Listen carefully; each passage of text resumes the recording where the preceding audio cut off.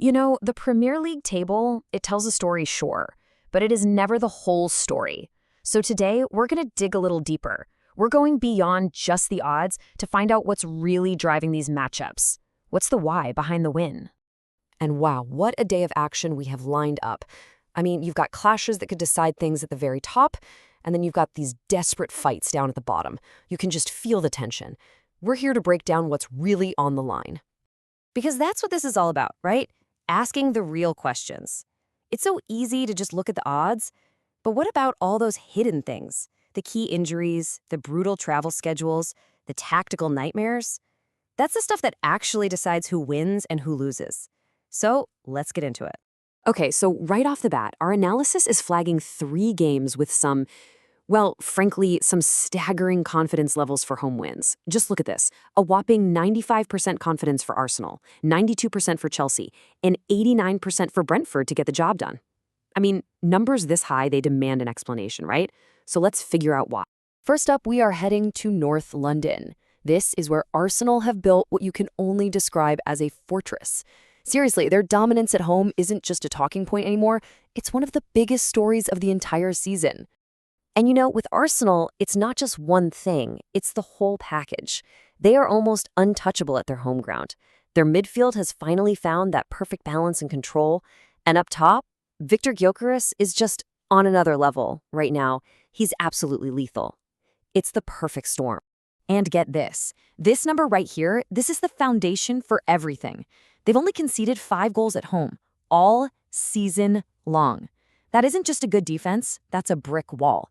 And it gives their attack all the freedom in the world to push forward, knowing nothing's getting through behind them. So what about the team walking into this Lions den? Well, Manchester United is showing up with massive holes in their own defense. When you're missing guys like De Ligt and Xerxes, it just creates this huge mismatch right down the middle of the pitch. And that's exactly where Arsenal loves to attack. It's a recipe for disaster. Okay, so for every team that's building a fortress, you've got other teams where the walls are just crumbling. And our analysis today has flagged 2 clubs that are in some seriously deep trouble, Crystal Palace and Nottingham Forest. And this is just a classic story of 2 clubs going in completely opposite directions. You look at Crystal Palace, I mean, the situation is grim. They haven't won in 10 games, they just sold their best defender, Mark Gahey, and honestly, in their last few games, they've shown pretty much zero resistance. And then you have Chelsea. They're getting key leaders like Reece James back, and most importantly, Cole Palmer is fully fit again. They have to be chomping at the bit to take advantage of a defense that's in total disarray. Now let's talk about our second club in crisis, Nottingham Forest, because it looks like they have fallen headfirst into what we call the travel trap.